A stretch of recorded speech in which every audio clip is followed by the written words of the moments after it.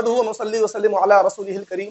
ناظرین، آج ہم سمجھیں گے کہ بدعت کس کو کہتے ہیں اور جشن ولادت مصطفیٰ منانا کیا بدعت ہے، اور اگر بدعت ہے تو بدعت کا کیا مطلب ہے، اس کا کیا معنی ہے۔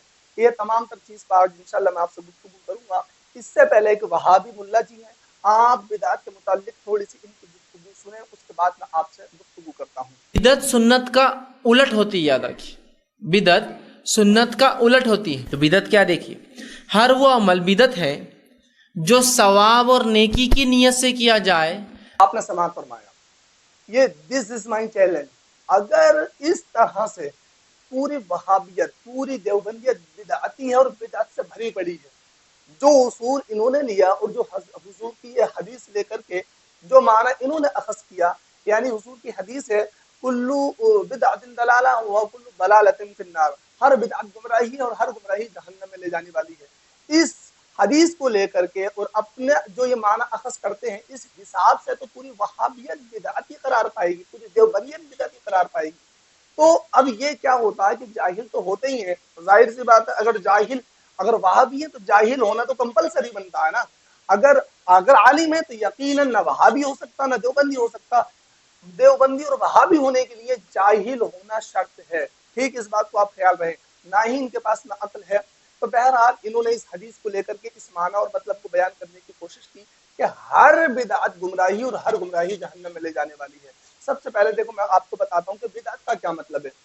دیکھیں، آپ جانے آسان لفظوں میں کہ بدعت جو حضور کے ظاہری زمانے میں جو کام دینی ہو خواہ دنیاوی جو کام نہیں تھا، اور بعد از وصال، حضور کے وصال کے بعد میں جو کام ایجاد ہوا، جو چیز، جو فعل، کام جو رائج ہوئے، اسی کو بدعت کہا جاتا ہے، ٹھیک ہے نا۔ یہ ایک بدعت کا معنی ہے، اس کا ایک مطلب ہے۔ اب بدعت کی کچھ اقسام بیان کی ہیں محدثین نے۔ صرف خالی اگر ہم یہ لے لیں کہ ہر نیا کام جو حضور کی حدیث ہے بدعت ہے اور ہر بدعت گمراہی، ہر بدعت جہنم میں لے جانے والی ہے، تو اس کے مطابق تو پوری معاذ اللہ نہ صحابہ کرام بستے ہیں، نہ جو ہے تابعین، تبع تابعین، ائمہ مجتہدین، بلکہ پوری امت محمدیہ بچتی ہی نہیں ہے۔ کوئی امام، کوئی محدث، کوئی مفسر نہیں بستا ان کے اس اصول کے مطابق کہ جو بدعتی نہ ہو جائے۔ تو سب سے پہلی چیز، بدعت کی کچھ اقسامیں ہیں۔ بدعت کی 3 اقسامیں ہیں۔ سب سے پہلی بدعت حسنہ، پھر بدعت سیئہ، پھر بدعت مباحہ۔ اب بدعت حسنہ کا میں آپ کو مطلب بیان کر دوں۔ بدعت حسنہ اس بدعت کو کہتے ہیں کہ جو بدعت حضور کے زمانے میں جو کام نہیں تھا اور حضور کے زمانے کے بعد میں وہ کام صحابہ نے اس کو رائج کیا ہو، یا تابعین نے، یا تبع تابعین نے، یا ائمہ مجتہدین نے اس کام کو رائج کیا ہو، وہ بدعت کہلائے گا۔ اب وہ کام جو شریعت کے مخالف نہیں ہو، شریعت کے منافی نہیں ہو، اس کام سے سنت نہیں مٹتی ہو، شریعت کا کوئی حکم نہیں مٹتا ہو، تو اس کو حالانکہ ہے تو بدعت۔ بدعت کا مطلب کیا؟ جو کام حضور کے زمانے میں نہیں تھا، اس کے بعد جو کام رائج ہوا، اسی کو بدعت کہتے ہیں۔ تو ہے تو بدعت، لیکن چونکہ یہ شریعت کے مخالف نہیں ہے اور شریعت کے اپوزٹ نہیں ہے، تو اس لیے یہ بدعت حسنہ کہلائے گی، یعنی اچھی بدعت۔ اس کام کا جو ایجاد کرنے والا ہوگا وہ بھی جو ہے مستحق ثواب ہوگا، اور جو اس پر عمل کریں گے وہ بھی ثواب پائیں گے۔ اب اسی طرح سے ایک ہوتی ہے بدعت سیئہ، یعنی غلط بدعت۔ اب وہ غلط بدعت کیا مطلب؟ وہ بدعت جو وہ نیا کام جو شریعت کے مخالف ہو، شریعت کے منافی ہو، اس کے اپوزٹ ہو، اس کی وجہ سے شریعت پر جو ہے آنچ آتی ہو، شریعت کے حکم یا شریعت میں جو سنت وغیرہ مٹ رہی ہو، تو اس کو بدعت سیئہ کہتے ہیں۔ اور اسی کو حضور نے اس حدیث میں فرمایا کہ کل بدعت ضلالہ وکل ضلالۃ فی النار، ہر بدعت گمراہی اور ہر گمراہی جہنم میں لے جانے والی ہے۔ حضور کے اس فرمان کا مطلب وہ یہی والی بدعت ہے جو شریعت کے مخالف ہو۔ اب ایک بدعت مباحہ ہوتی ہے کہ جس کا کرنا نہ ثواب ہے نہ عذاب ہے، ٹھیک ہے نا۔ تو یہ 3 اقسام بیان کی ہیں محدثین نے کہ بدعت کی 3 اقسامیں ہوتی ہیں۔ بہرحال سب سے پہلی چیز، صحابہ کرام کے زمانے میں بہت سارے ایسے کام ایجاد ہوئے جو کہ حضور کے زمانے میں نہیں تھے۔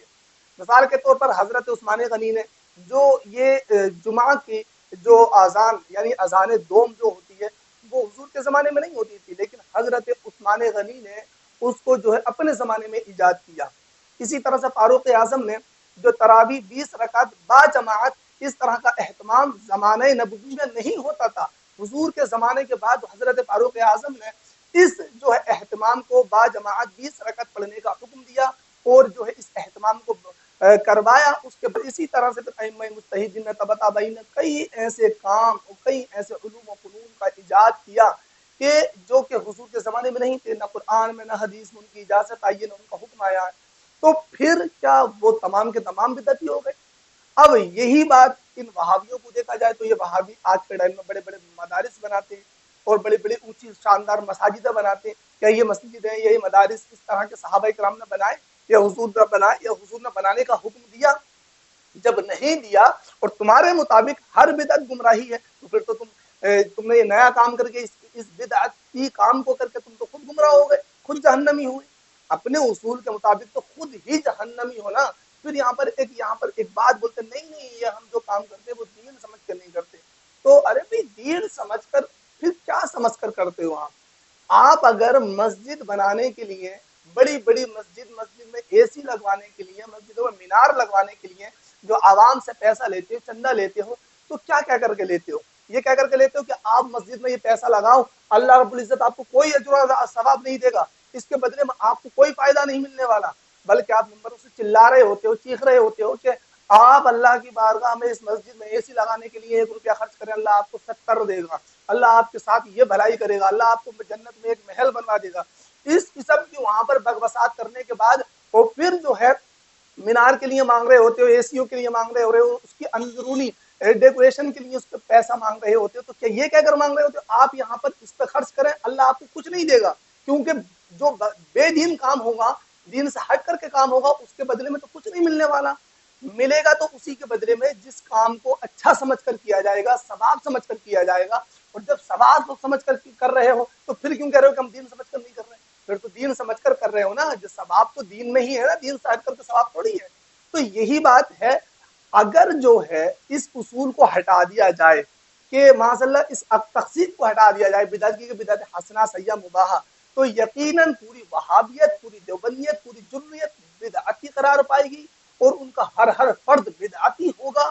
تو اس اصول کو جو سنیوں نے، جو محدثین نے، جو ہمارے بزرگوں نے بیان کیا ہے کہ بدعت، ہر بدعت گمراہی نہیں، بلکہ حضور کی یہ حدیث اسی بدعت کے لیے ہے کہ جو نیا کام شریعت سے ٹکرائے، شریعت کے منافی ہو، شریعت کے متضاد ہو، اس کے اپوزٹ ہو، وہی بدعت، وہی نیا کام گمراہی ہے اور وہی گمراہی جہنم میں لے جانے والی ہے. سمجھ میں آیا؟ تو اس لیے ان کے پاس عقل تو ہوتی نہیں ہے، نہ علم ہوتا ہے، جاہل اور جہلا ہوتے ہیں. بہرحال اللہ رب العزت سے دعا ہے کہ ان کو عقل سلیم دے اور ان کو راہ راست پر لائے. تو یہ جو اصول ہے نا کہ اب جشن ولادت مصطفیٰ ہے، سب سے پہلی چیز یہ قرآن میں بھی ہے، اس کا ذکر حدیث میں بھی ہے، اور صحابہ کرام نے ولادت مصطفیٰ کی محفلوں کو سجایا بھی ہے. سب سے پہلی بات. ہاں اب رہا سوال یہ کہ اس طرح سے اجتماعی طور پر جلوس نکالنا اور یہ تمام تر چیزیں لے کر کے روڈوں پر جو ہے جا کر کے ایک پیغام دینا دنیا والوں کو، تو یہ کیا غلط ہے؟ کیا یہ بدعت ہے؟ تو اب یہ دھیان رہے کہ اگر بدعت بقول ان کے، تو یہ بدعت سیئہ نہیں بلکہ بدعت حسنہ ہے.